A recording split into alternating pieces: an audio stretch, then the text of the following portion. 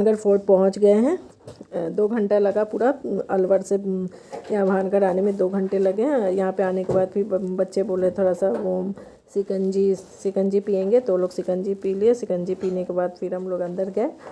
अंदर जाने के बाद वहाँ पे टिकट काउंटर था, टिकट लिए। टिकट लेने के बाद फिर वहाँ पे गाइड भी था, तो फिर हम लोग बोले कि गाइड ले लेते हैं, गाइड अच्छे से थोड़ा सा बता देंगे, समझा देंगे, तो इसीलिए गाइड लिए। गाइड लेके फिर अंदर गए। तो चलिए उसके बाद का अंदर का आप लोग को दिखाती हूँ मैं।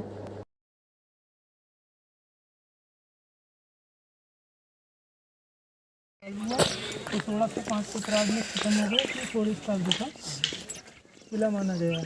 और जो ये अपन देख रहे हैं खंडर चारों तरफ, ये दुकानें थी, बहुत बड़ा बाजार था। ये 2 मंजिला इमारतें थी पूरी सारी।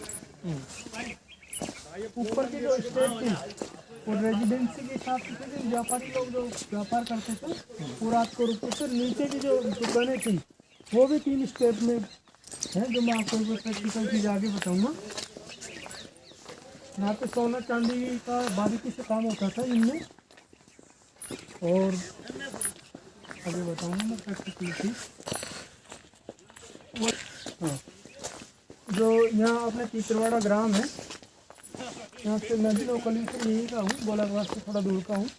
तो यहाँ के बड़े बुजुर्ग को ये रानी रत्नावती की शादी होती माधो सिंह जी के साथ, गोलाघाट में होती दोपहर के समय।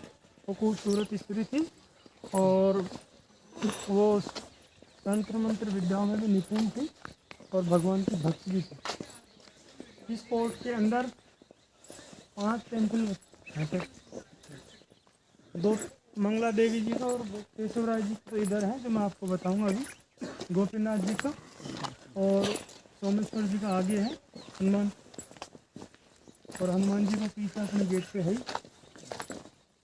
ये जो ऊपर में जो बने अपने तांत्रिक का मंदिर होता है। हाँ, तांत्रिक का वो जगह है सर, वो वाच टावर है, वही की निगरानी करता था।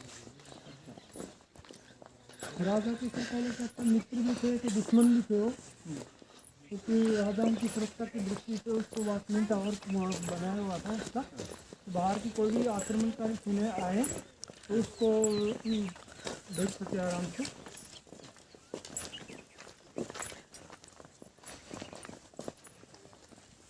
और जो वो सामने देख रहे हैं 2 मंजिला इमारतें, ये राजा के राज परिवार की महिलाओं के लिए नृत्य करने वाली नृत्य शैली कहा जाती है।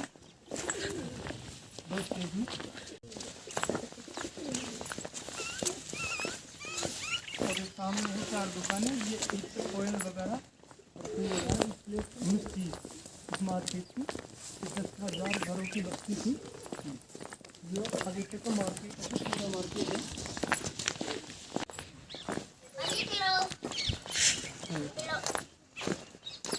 तो उसको जैसे इस चीज़ का पता लगा कि इसके मतलब अपन को इसको किस चीज़ के रूप में इसको अपन रखनी किया जाए, वो तांत्रिक था। तो उसने उपाय सोचा कि यहाँ से जो दासियों के द्वारा रानी के लिए जो श्रृंगार का जो सामान जाया करता था, तो उसने देखा कि भाई कौन सी शॉप से जाता है, कौन सी शॉप से नहीं जाता। जो मैंने आपको पीछे बताई 400 उन शॉपों से ऑयल वगैरह इत्र वगैरह जाया करता था। तो जैसे उसको इस चीज़ का पता लगता है तो उसने जादू टोना कर दिया। उसकी जो डिब्बियाँ वगैरह जो भी सिंदूर वगैरह जो भी गया उस चीज़ से। एक बार मैं दुकानों पर चर्चा करता हूँ। यहाँ का सब जो बाहर से कच्चा माल आता था वो विदेशों तक फेमस था। अब देखो ये कि प्रत्येक दुकान यहाँ पे 3 स्टेप में मिलेगी आपको।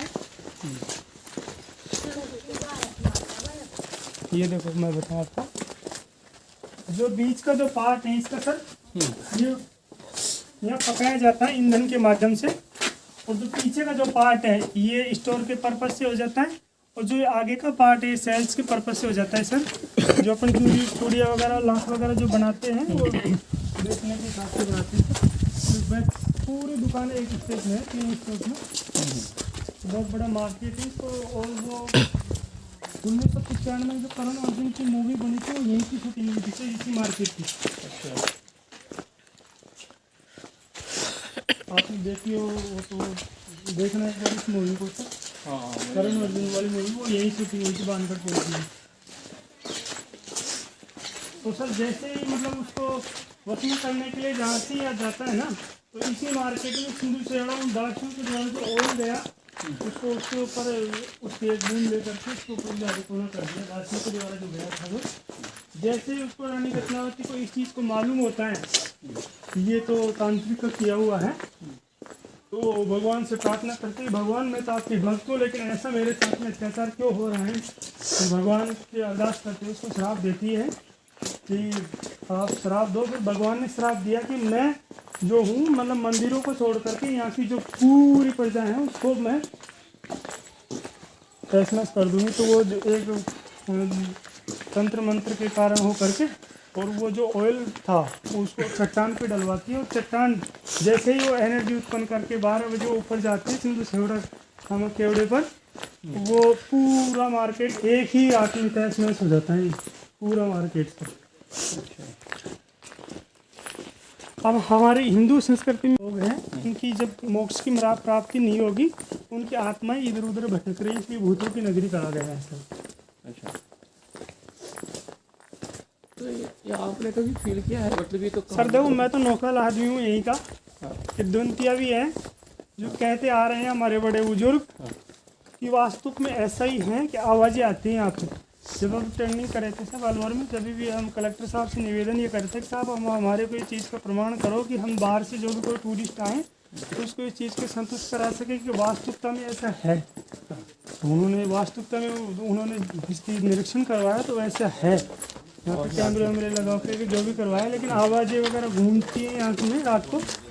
सूर्यास्त के बाद में यहाँ बिल्कुल एंट्री बंद हो जाती है मेन गेट से सर, बिल्कुल बंद हो जाती है, इसलिए वो सुबह 7 बजे खुलता है क्योंकि दोपहर के टाइम में कोई नहीं है, भगवान की पूजा होती है तो दोपहर में तो जब तक वो एनर्जी रुकी रहती है शाम तक। तो अपन देखे थे पीछे गेट पे वो हनुमान जी का मंदिर था साहब, और एक मंदिर आगे है उसकी भी पूजा करते हैं। तो सामने देख रहे हो फोर्ट, वो 7 मंजिला महल था जो वर्तमान में अभी 2 मंजिला बचा है।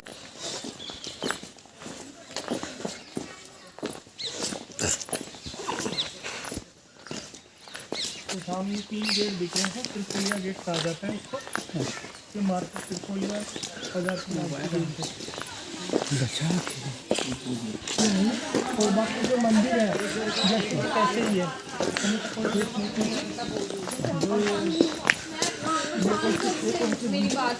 गोपीनाथ जी का मंदिर है जो मैं अभी आपको विजिट कर रहा हूँ। यहाँ भी मूर्ति नहीं है, यहाँ भी मूर्ति नहीं है।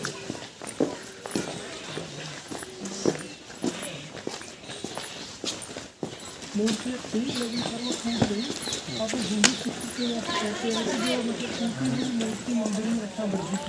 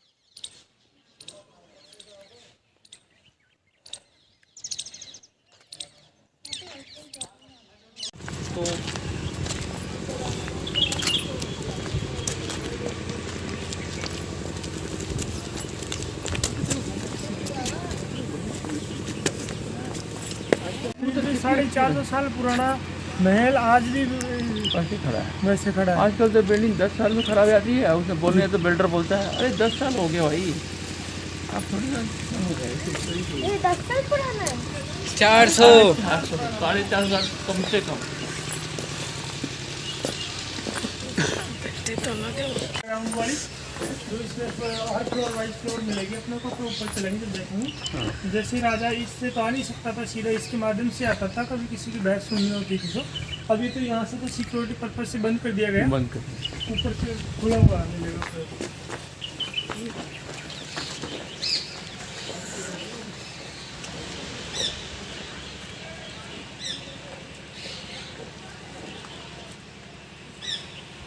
ब्राउन टाइप का है, वो लेटेस्ट का अभी लगाया हुआ है कि वो अटके टिके रहे।